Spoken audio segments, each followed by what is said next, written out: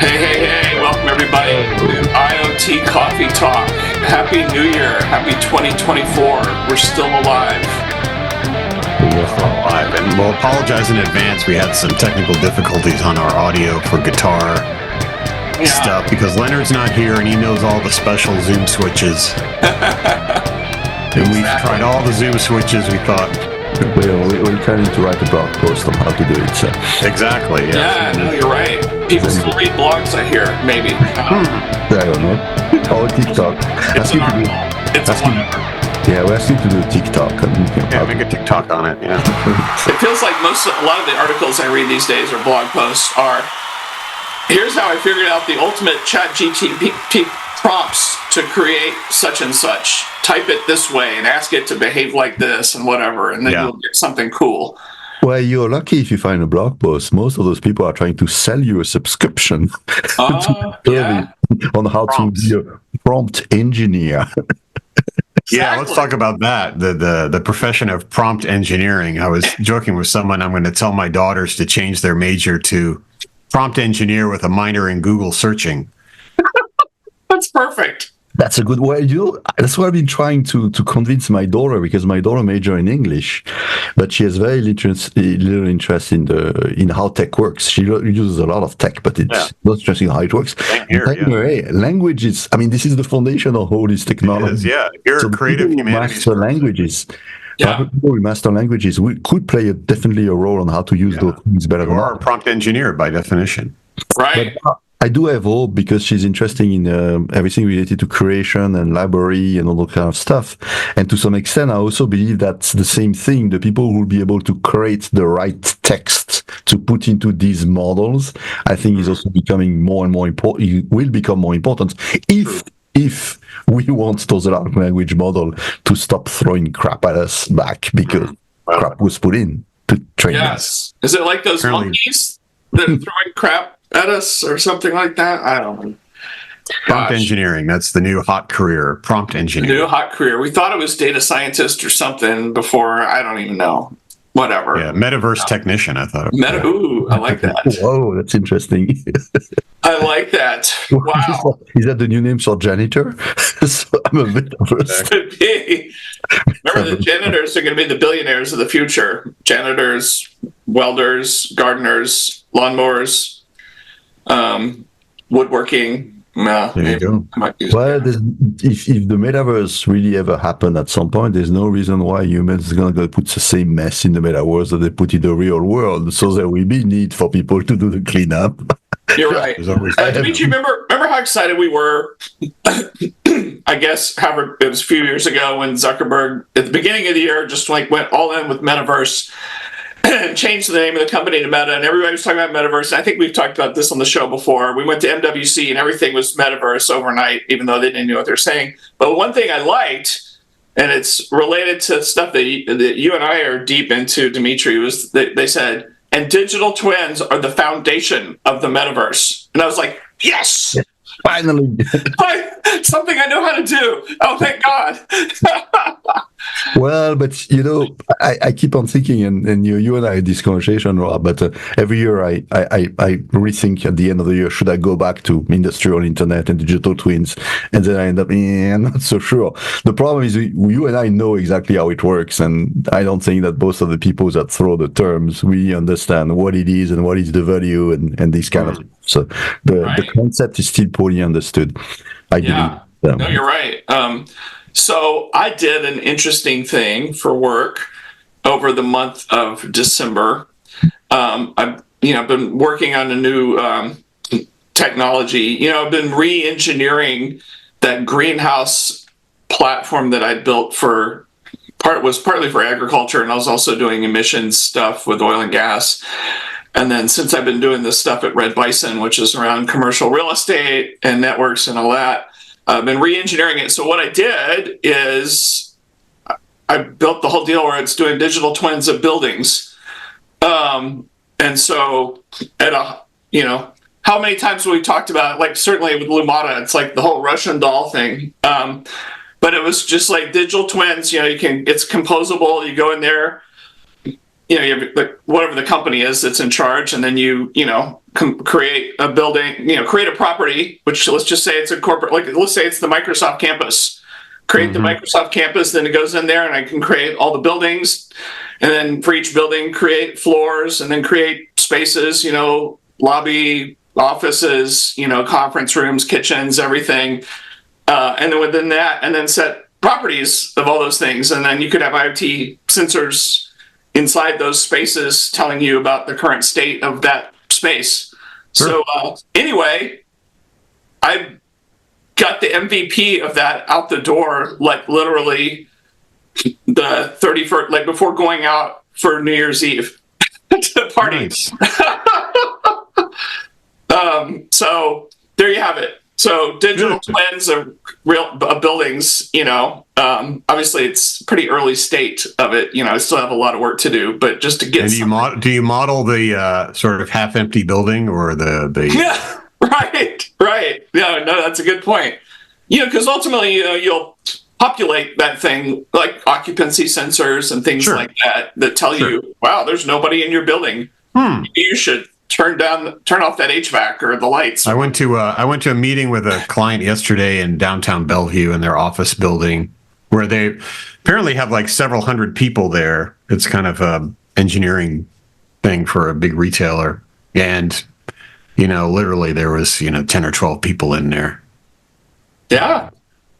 So how granular do you go with this approach? Because my view of things has always been that we tend to build a big digital twin on one thing, but ideally what you want to do is you want to have actually basically a standard meeting room, a standard office room, and then you have different instances of this room, and they actually talk together within the concept of building 1 and building 2, and maybe the meeting room of the same type in building 1 can talk to the meeting room in building 2.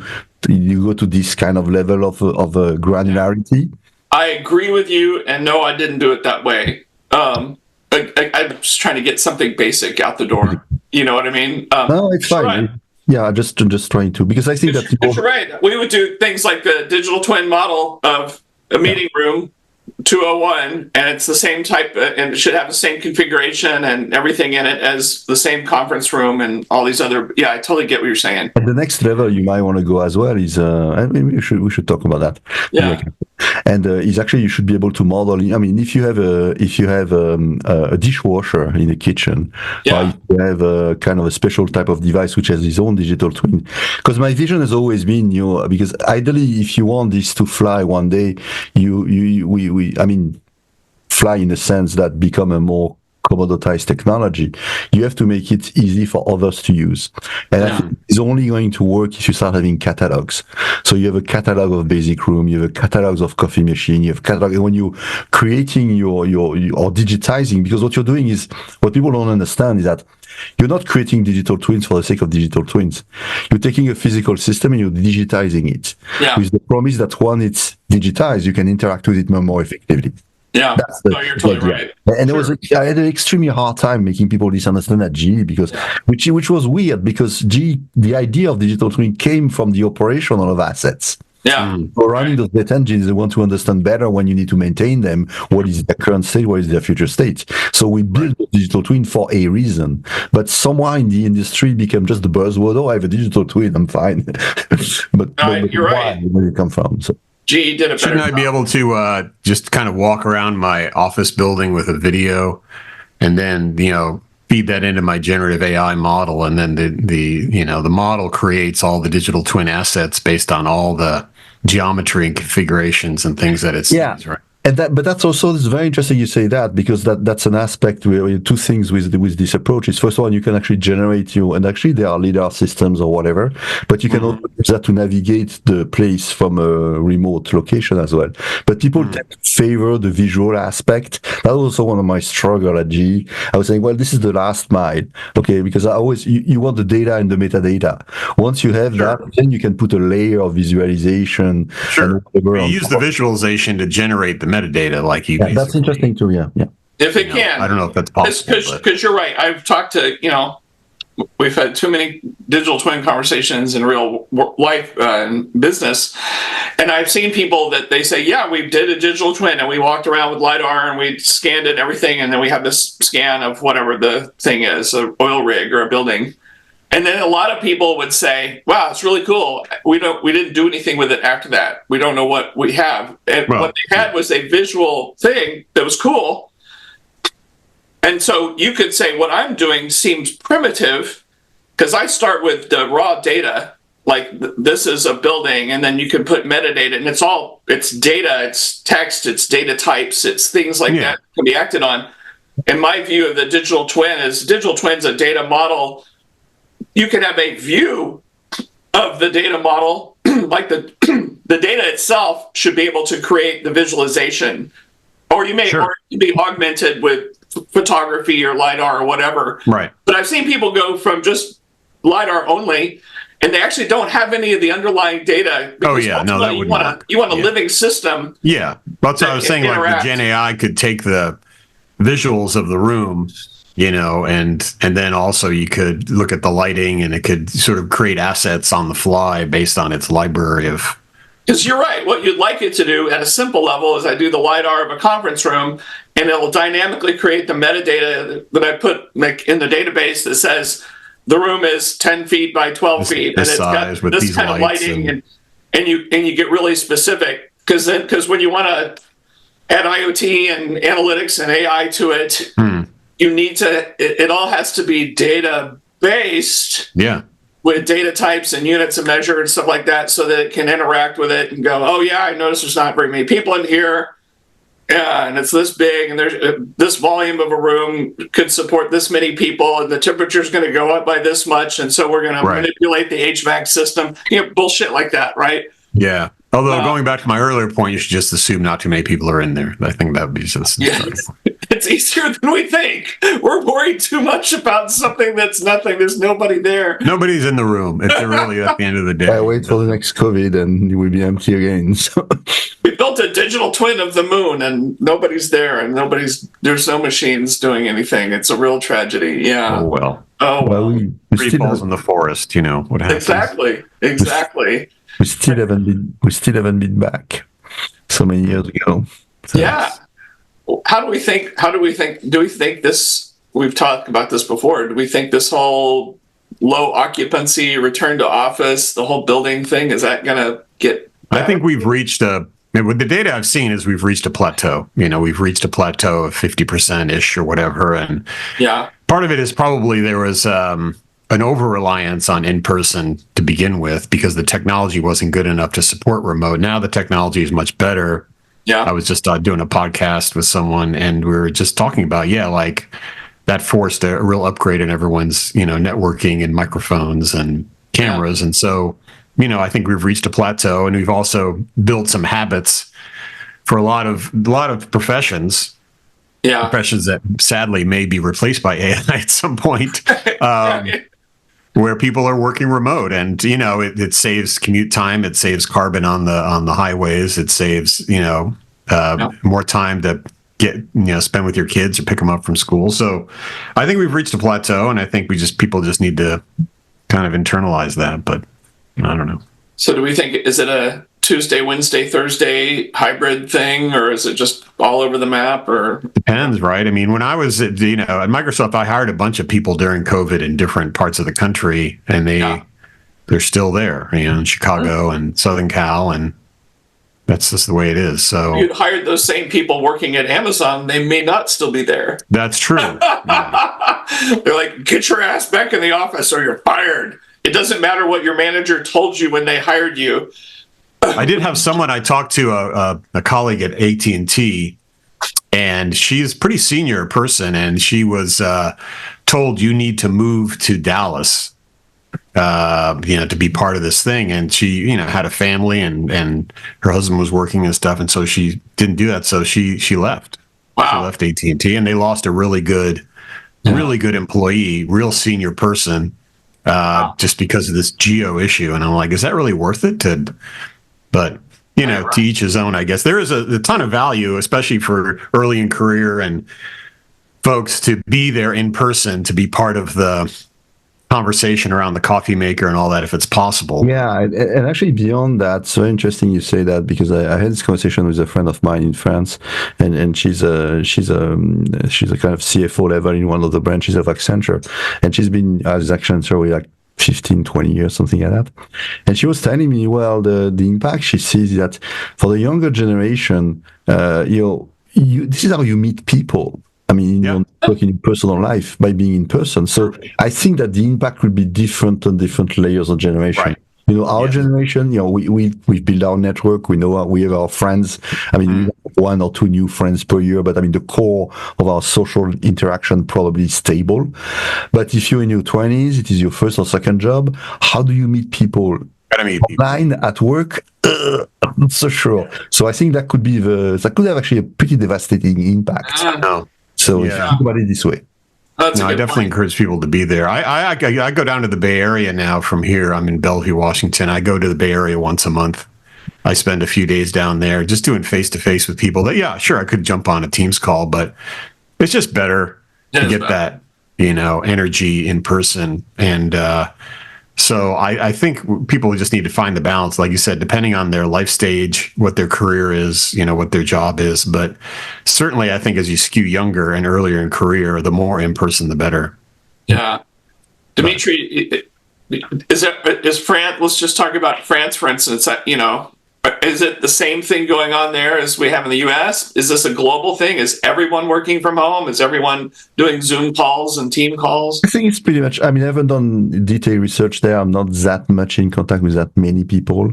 I know that in the case of Accenture, she still has the flexibility to do kind of, remote and in person. She's very senior as well. So the more senior you are, you have different interactions.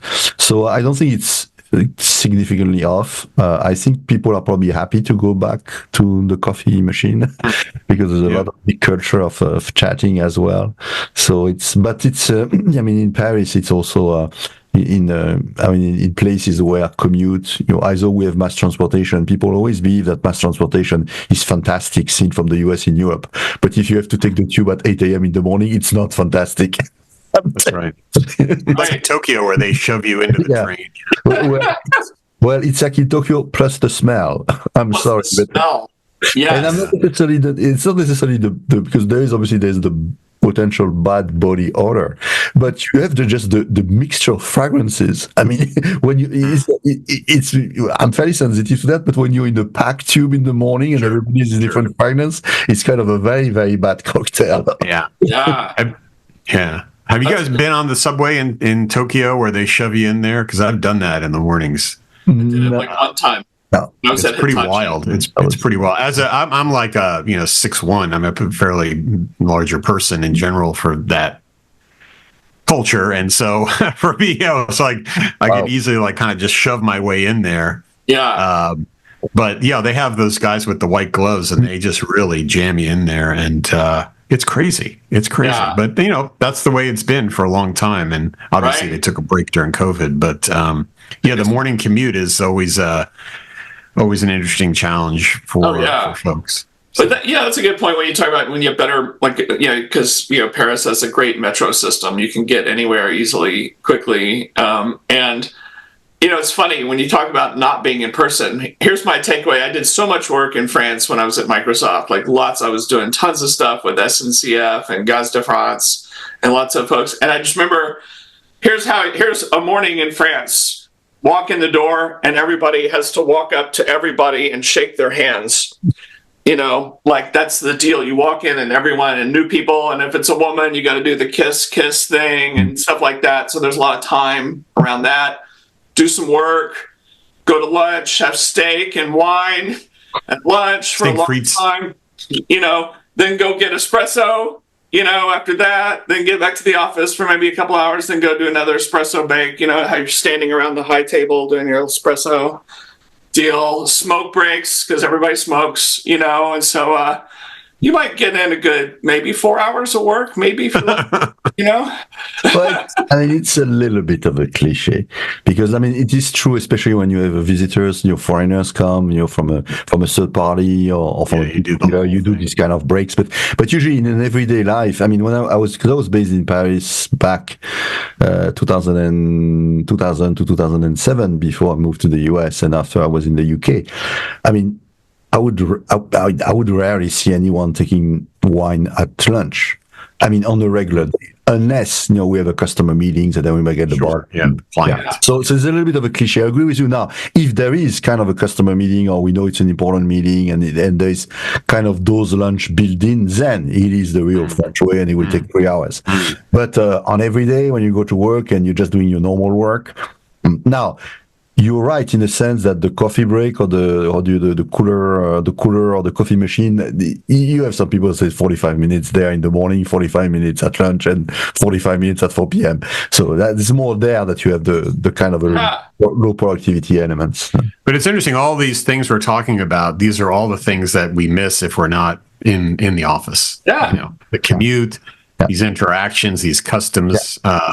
They all get kind of watered down when we all just turn into screens, little squares on the screen. So I hope that we can bring it back. But what I think is going to happen too is, especially as we get more AI-based agency and more agents working on our behalf, I suspect we'll be able to send our agents to some of these electronic meetings on our behalf to take notes and collect actions, right? And then eventually, like, the AI agents will just start meeting with each other. Like Rob's AI agent will meet with my AI agent, blah, blah, blah. This will all be happening, We're asleep somewhere. Yeah, and this is the beginning of where they start to realize they do not need us.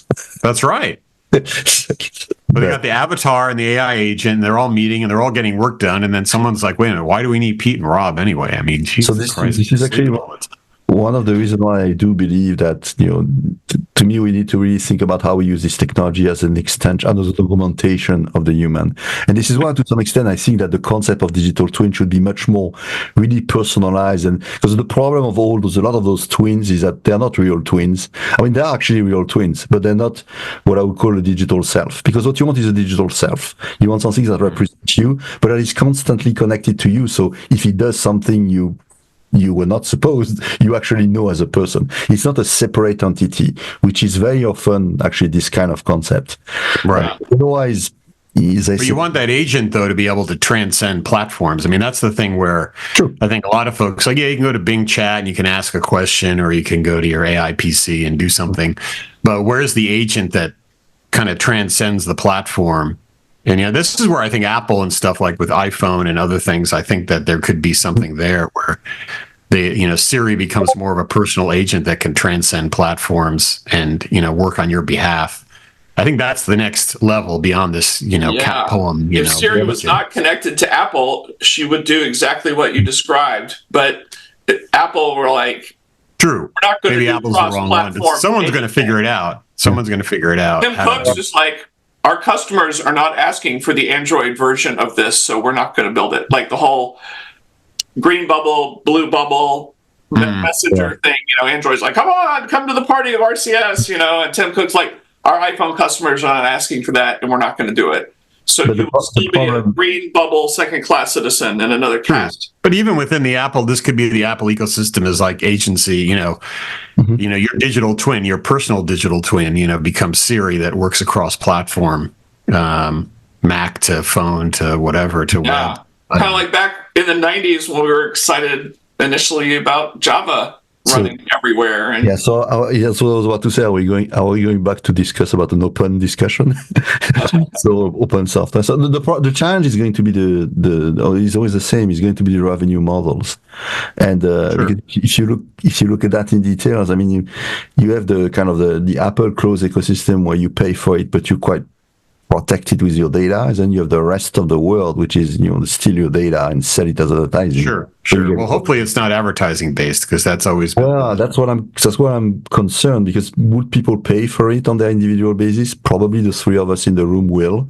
But the majority, I don't think so. So there's a big education, layer that we need to do that, because I'm sure it's all go in that direction, but how it gets there is going to be pretty messy. So obvious. Because I think I touched on that 2 weeks ago, but the level of targeting and harassment by advertising we're reaching nowadays is, I think it's incredible. It's no, you're right. It's awful.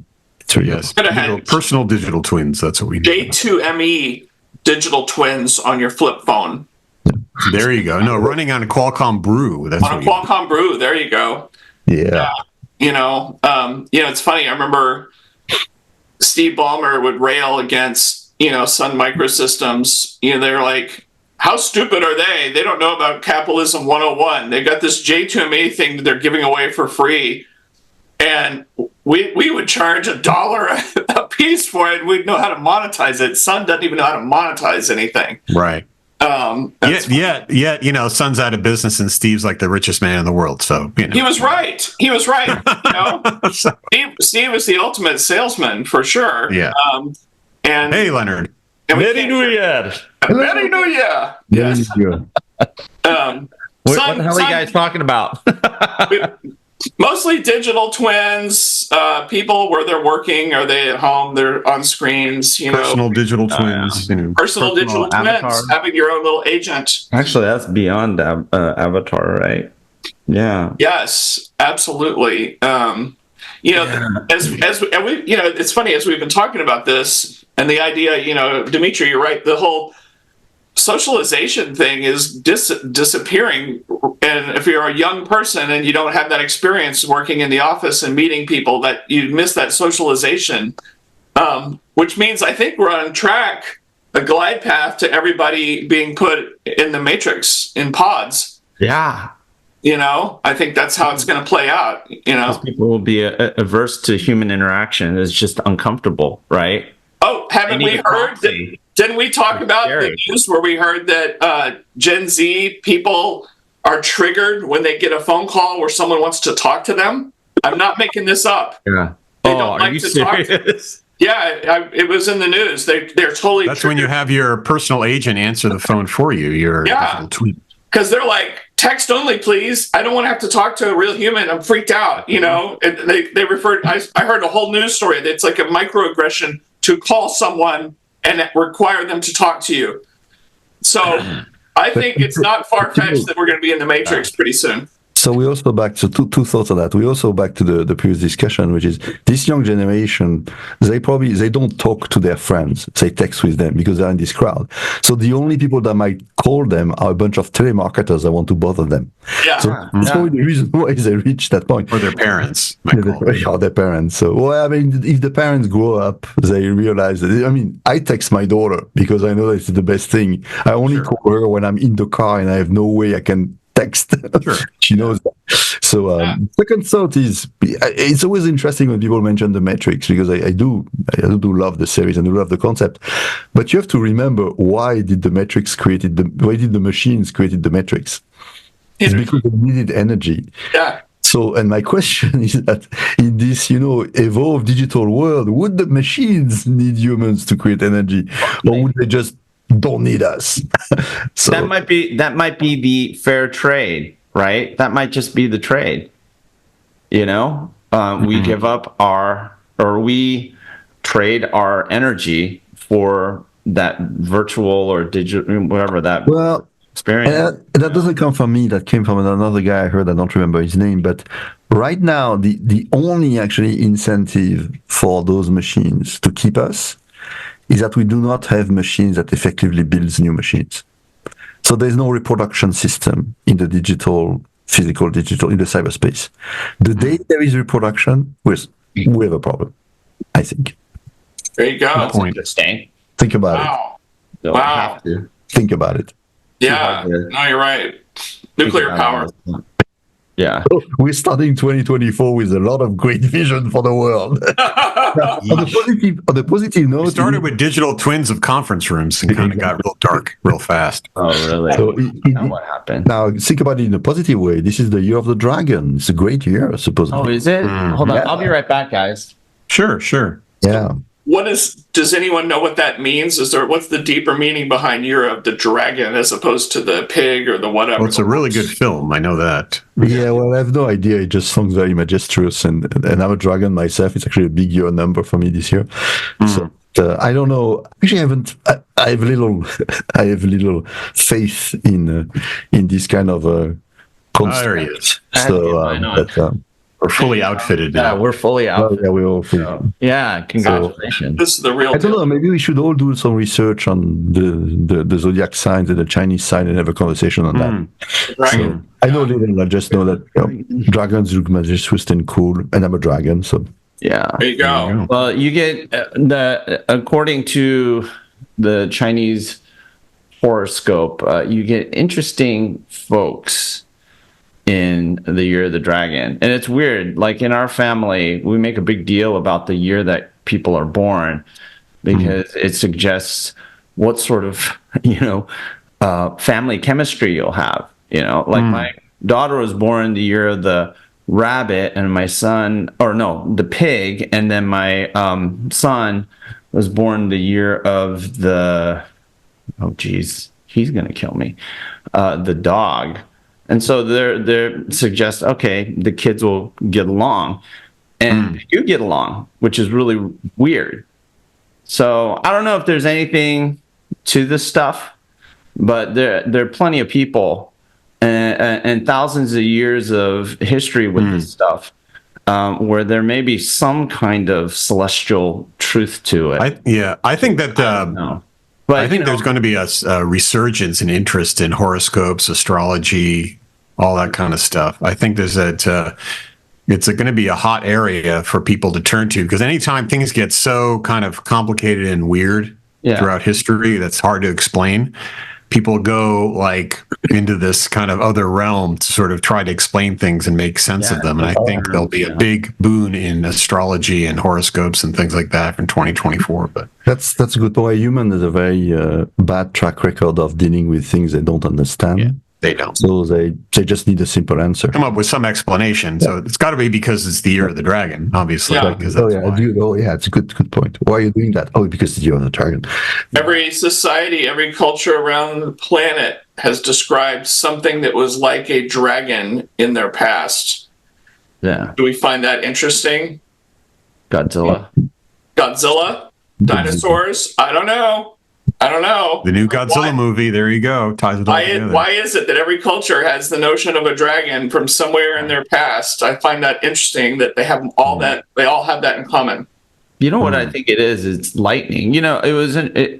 We saw a rainbow the other day while we were driving, and I just wondered what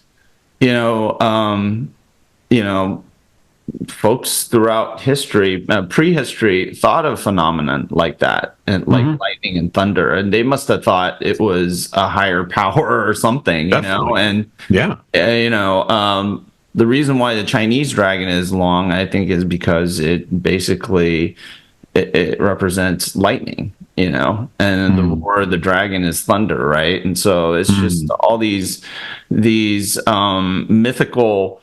They're just mythical representations of explain the phenomenon. Phenomenon. Same with the constellations, right, and all the other stuff we see up there. It's patterns that we ascribe to certain things that we can talk about and tell our kids about. And, right. But I think it's coming back. So make sure you got your astrologer handy. So did you guys do like any predictions and crap like that on the show yet? Or are you avoiding it? Did you guys make a concerted decision or like a? Well, I kind of made mine, and I said that we have to wait for the machines to reproduce. So, but I don't think it's going to happen this. Oh my God. Yeah, I don't think it's going to happen in 2020. Probably not in 24 though. Yeah. Here's the thing. There's a difference between imagining things, which is what visionary, visionists, whatever you call them, futurists and stuff do. People on LinkedIn that say they're a futurist. Yeah. Predicting stuff, you actually need to have a understanding of what's going on right now. Right. Anyone can make shit up. You know what I'm saying? So, I mean, maybe it's a bit of I don't know. I mean, yeah, shot across the bow for futurists. It's like, look, you guys are fueling hype. Let's see if we can rein some of that back. Sure. And actually prove that you know something.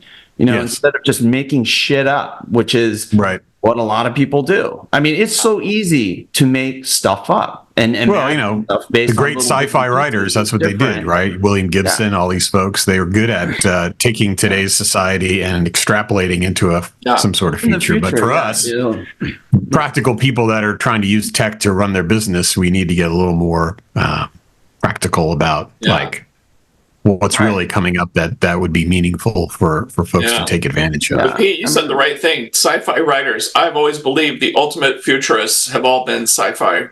Oh, yeah. I mean, give all credit to Gene Roddenberry. He already predicted everything. But, I mean, true. You're going to run your business based off of, like, in Philip K. Dick. Based on stuff that was represented in Star Trek? Absolutely not, Not yet. Anyway. Not yet. Yeah. Yet. Remember, sometimes the needs of the one outweigh the needs of the many. You obviously know why the teleportation was invented in Star Trek, right? The speed of light's too slow? No, because it would have cost too much to have ships from the main vessel to go into the planets. Because then you need all the animation effects. At least it's a story I heard. I don't know. I haven't done research. Just the production values. Yeah, production value. I've heard that somebody came with the idea. Oh yeah, we don't need to have all those because it was expensive at the time to do this animation and this kind of. There was no CGI, so it sounded like a plausible explanation to me. No, I haven't fact checked it. I don't remember where I heard it. Sounds reasonable to me. It sounds very plausible. There's an analogy to that. They call it everything starships. There's all this nautical stuff that we somehow take into space. If you think about even today, you have the big ship, but it doesn't get too close. People get into a smaller boat or a skiff to get to shore because the big ship can't get too close. It's the same thing. The Enterprise is going to stay in orbit and you're going to beam down. Or sometimes you'll use the shuttlecraft.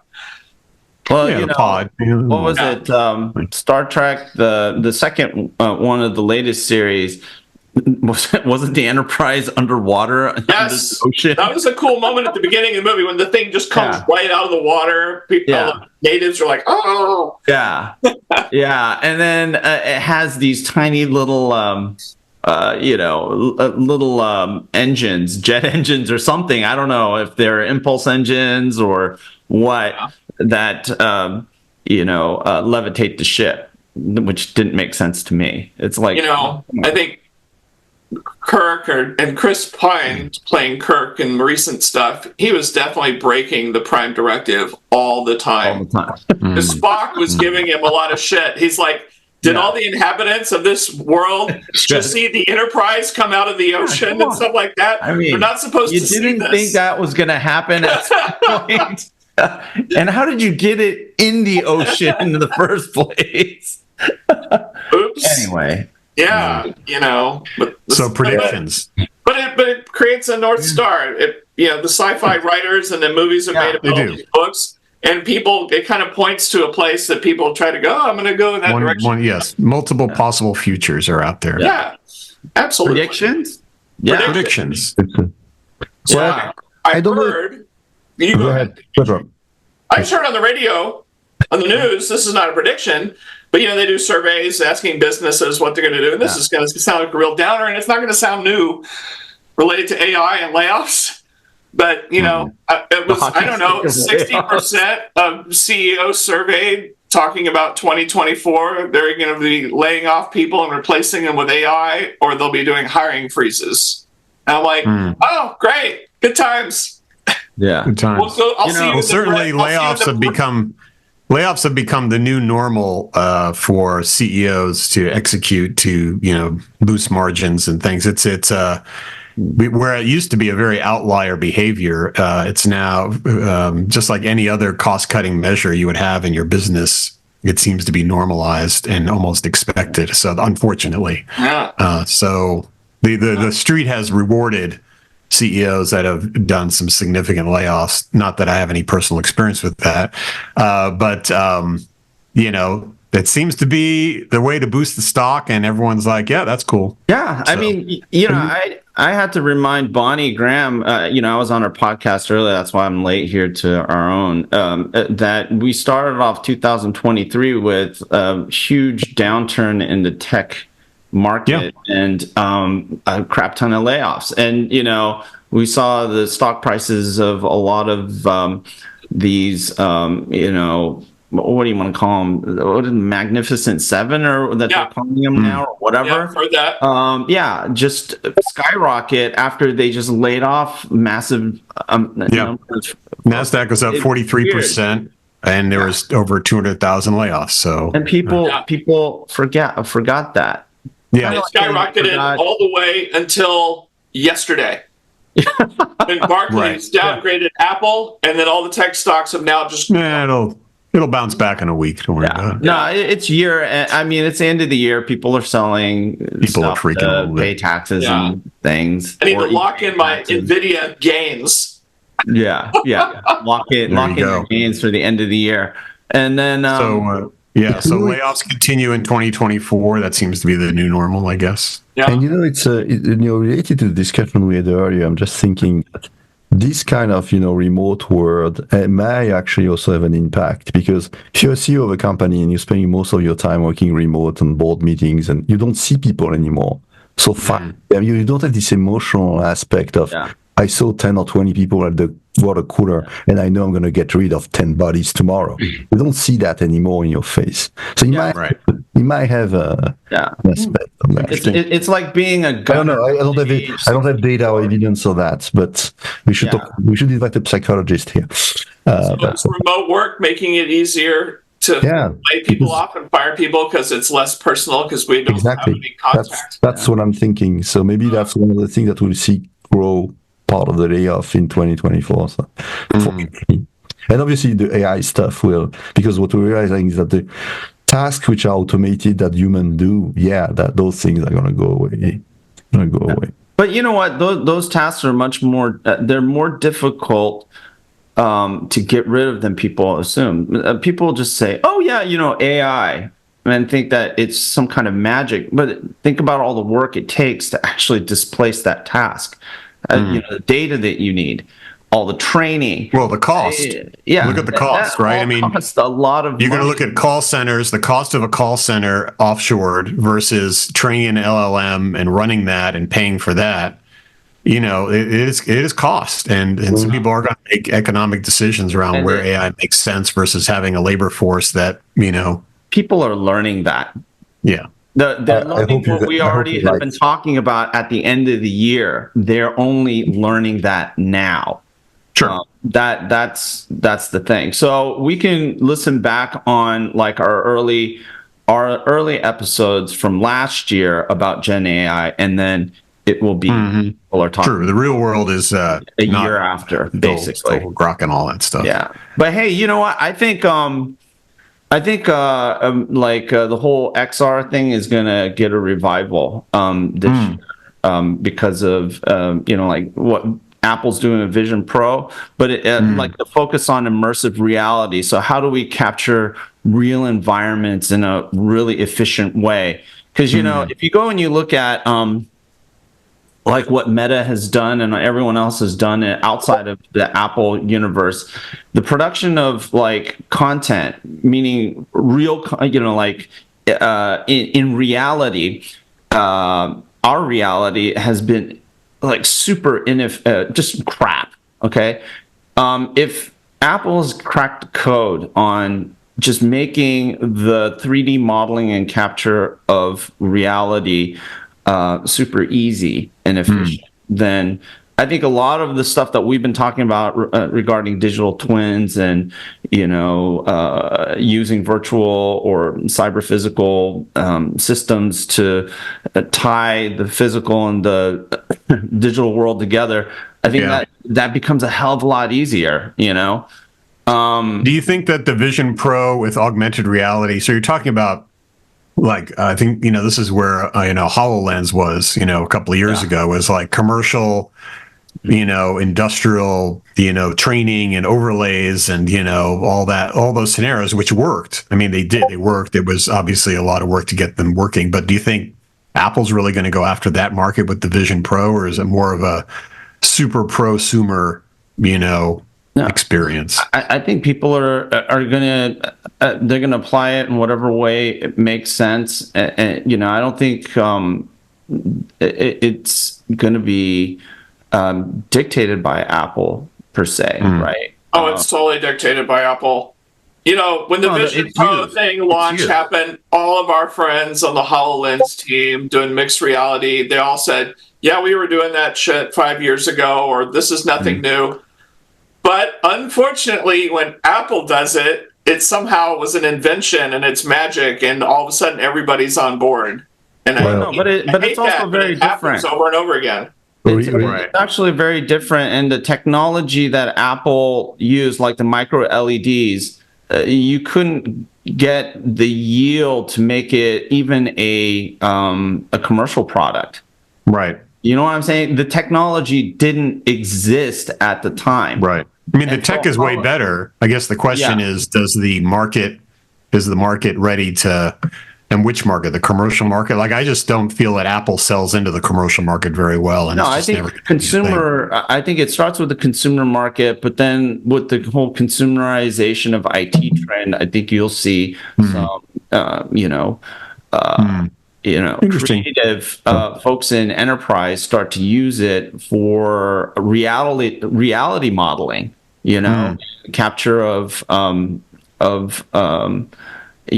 the problem is going to be the content. Real content. Because if you take the analogy of the iPod, we could say the same thing. There were MP3 player before the iPod, but the thing is that Apple did first a better device, but second put together the ecosystem, so it was easy to get content together into it. So that was it's the ecosystem element. Exactly. All this type of technology, I only see niche applications at the moment. They will be great for specific verticals or areas, but en masse, I mean, as a dominant technology, it's a lot of content, and plus, how are you going to control the crap and non-crap? I don't know.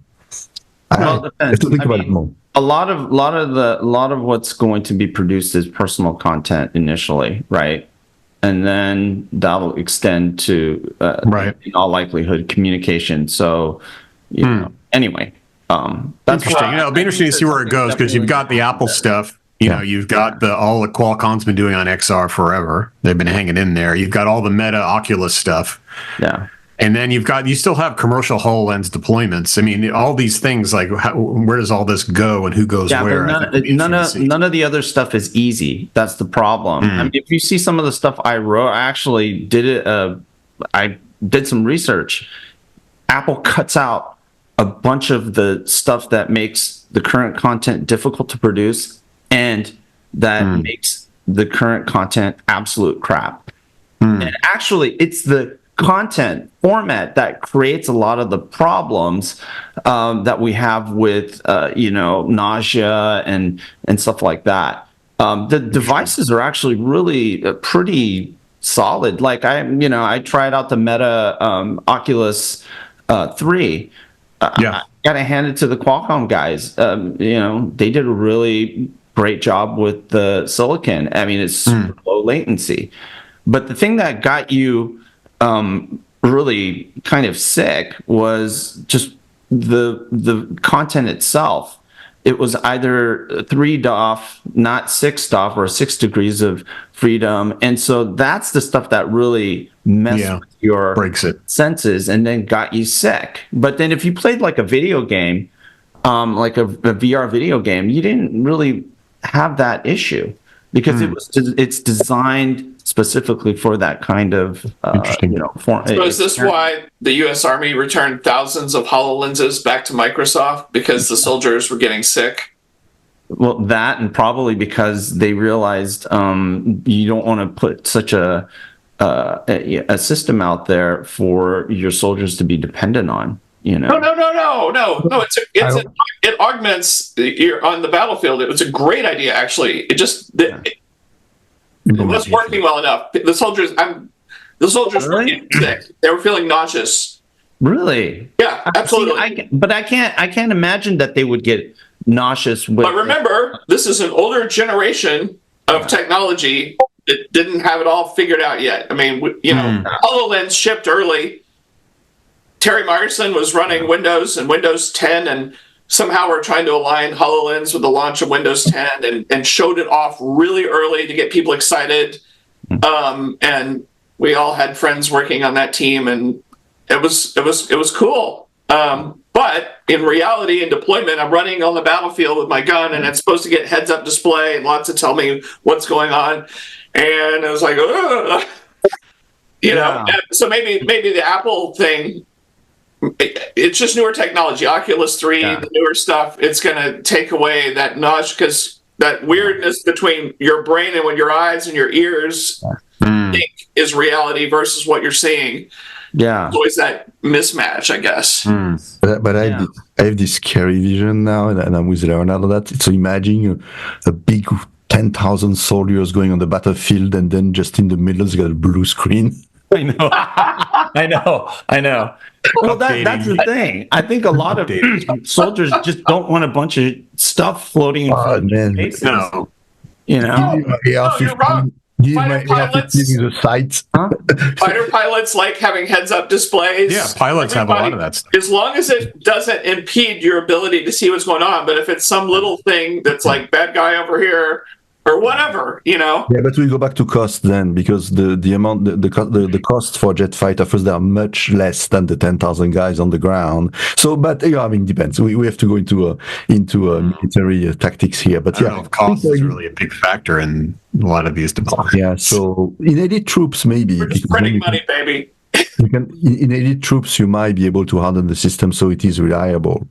Yeah, I think it's inevitable it'll get out there. It's probably that generation of tech was probably just not quite, didn't quite cut the mustard, that's all. But no, I think it's all getting better. Just be interesting to see if there's new parts of the, new groups of folks that adopt this kind of technology that and then have traditionally adopted it, right? We've had the Meta Oculus people, we've had the HoloLens folks. So where Apple is, it'll be interesting to see if they crack it.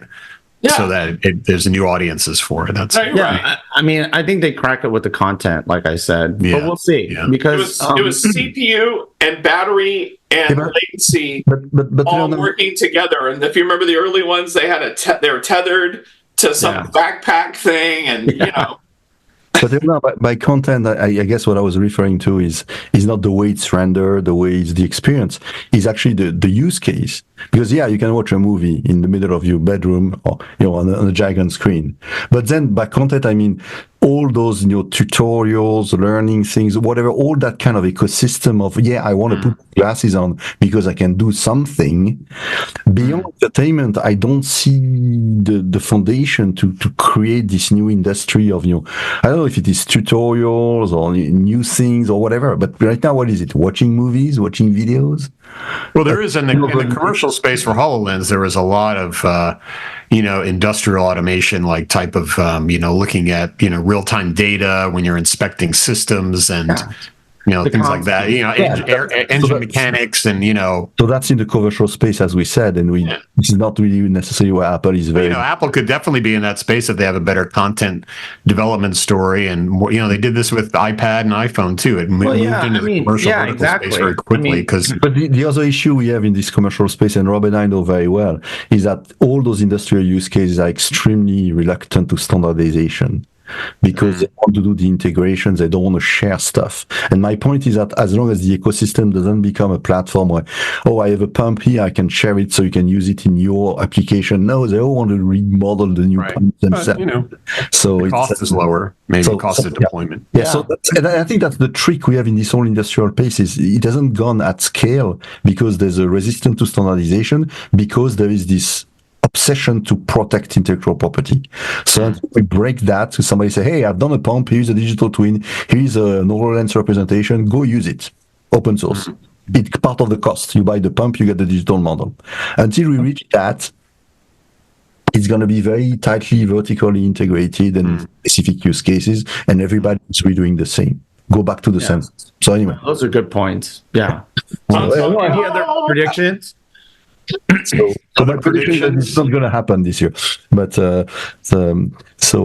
this whole next level of industrialization, the thing is, it might already exist, but if it doesn't, I think the thing that I'm fascinating is that when are we going to start seeing those LLM talking to each other and having conversations? Yeah, I think That would be the first step of AI becoming kind of independent. So it would still not be able to materialize physically, but so LLMs talking to LLMs, I think that's going to start to happen. Yeah, I think it's already happening. Yeah. It's that whole model of experts thing. Yeah. I think we're seeing a real explosion of model. I think we're going to see some AI coherency, model coherency efforts in 2024. There's kind of this Cambrian explosion of LLMs and SLMs as well as edge AI models. And right now it's all easy peasy because it all runs on NVIDIA in the cloud. But as we know, there's going to be like alternative platforms and different models going on. And right now it's sort of a chaos out there in terms of model coherency. And I think we're going to see folks like, the NVIDIA Tau tools and Edge Impulse and Modular.ai and everyone's going to be sort of putting their hat in the ring to say, I'm going to help solve this AI model coherency issue between edge and cloud and different models out there. So I think we'll see some progress against that. But right now, it's just sort of like every day there's a new AI model that's amazing that's from someone else. And, how do these all things work together? I mean, to Dimitri's point, we'll see some more coherency work, I think, in 24. What about Rob? I don't know, man. I think we're closer to being plugged into the matrix more than ever. I don't know. You're right. There's exciting stuff. Yeah, it's weird. I've talked about this before. There's I used to spend a lot of time, I built technology to help companies get to net zero and emissions and the whole climate change thing. But I have to admit, I start to get jaded or start to go, the people are all killing each other and killing themselves and destroying society. Like there's a lot of focus on destructive things for a variety of reasons, and I just wonder all this great thing we're working on AI and we're working on saving the planet and all this other stuff. But at the same time, in the background, the same human stuff is happening that flies in the face of progress. Do you know what I mean? Yeah. That's actually going the other direction. And so, it's kind of a weird thing. No, I'm totally with you on that. I think the kind of the bubble we live in will continue to exist in 2024, but because we live in a bubble, we live in a bubble. We're on the ground in some other country right now. Where we're just hoping to not get killed or find food to eat or whatever. We aren't having this conversation. Hey, we have two major geopolitical war happening at the moment. Yeah, and if you want to see technology being used in innovative ways, just go to the Russia-Ukraine theater, and that's where you're seeing a lot of drones technologies, drone tech. Vision. It's not to grow more crops, and more efficiently and fosters sustainability. Because you're right. If we're talking to someone on the battlefield in Ukraine right now, and they're like, "What the hell were you guys talking about? Better crop yields with drones and IoT, or better making more widgets?" He's like, "What planet do you guys live on?" Yeah. We're bidding Mavic Pros, from China and dropping grenades on people in trenches like World War I meets the 21st century. And so, just depending on where you live, because you're right, we are in a bubble, and people might say you guys are in La La Land. I don't know. Yeah. By the way, I mean, maybe I shouldn't do that, but this is a piece I got. It's made in Russia, recycled in Ukraine. It's a piece of a Russian tank. Made in Russia, recycled in Ukraine. That looks like an M1. That doesn't look like. Is that an M1 tank on there, or is it? It's a T-72. It's a T-72. T-72. Yeah. So there's a place where they they take pieces of T72. And actually, it comes with a barcode, and you have the picture of the tank where it come from. Oh. It's a pretty smart thing. So anyway, I mean, it's a stake I'm having here, but that's it. So Yeah, no, totally. So yeah, weird stuff. And so Weird I guess stuff. the world's complicated, and all kinds of things are all happening simultaneously. And depending on where you live, things are great or it sucks. And you don't have time to think about the future. You might just think about you're trying to find your next meal, or getting shot or something, But then I think that's a great point. Maybe that's why we need, there's going to be less.